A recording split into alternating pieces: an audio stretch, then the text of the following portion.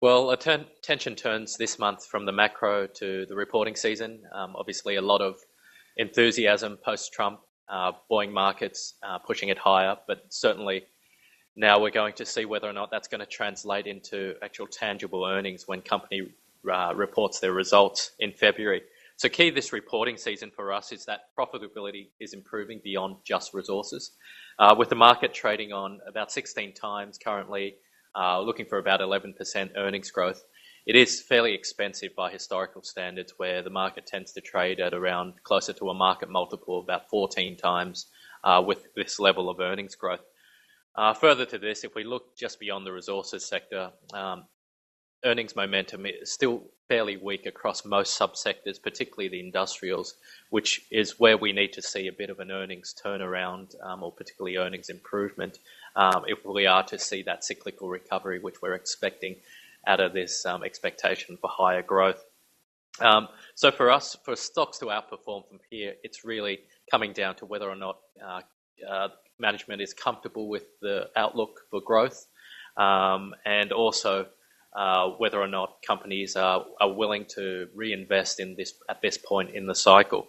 So some of the key themes for us is industrials, whether or not we've seen the end of the cost out cycle and we are starting to see more reinvestment and just paying out shareholders.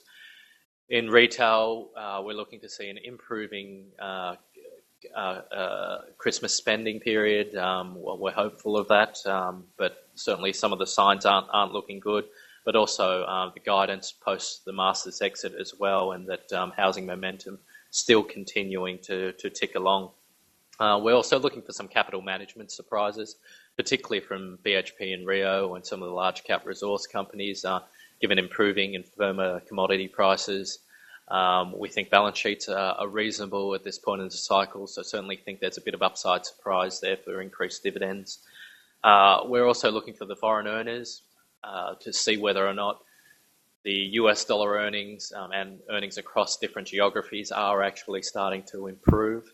We're looking to see also whether or not the value stocks are going to continue to outperform growth stocks at this point in the cycle. We are likely to see improving growth, and certainly think that they may be the case. Value or low PE, low expectation names have had a really good run post-September last year, so we certainly think that trend can continue if we do see firmer growth. So in terms of the high conviction list, we've just made the one change this month. We'll be looking to refresh the entire list next month, but we have taken out GBST following their update recently, where they downgraded guidance by about 35%, FY17 EBITDA guidance, deferral of major contracts, as well as increased IT expenditure, is really putting some pressure on near-term earnings. So given those concerns, whilst we are more positive on the stock longer term, we just have decided to take it out from the high conviction list this month. As I said, we'll look to refresh that list and have new names post-reporting season, but that note is available from your advisor or available on the website. We've also got an analyst video which details reasons for taking it out of high conviction, as well as the recent update if you click on the link below. And also just wrapping up, we have produced a pre-reporting season piece which is available on the website and through your advisor, so I urge you to have a look at that. That goes through our key stock catalysts, a number of high conviction stock catalysts coming up in February, particularly for Speedcast and corporate travel, which are on our high conviction list. So I encourage you to take a look at that. That's available right now. Thank you very much.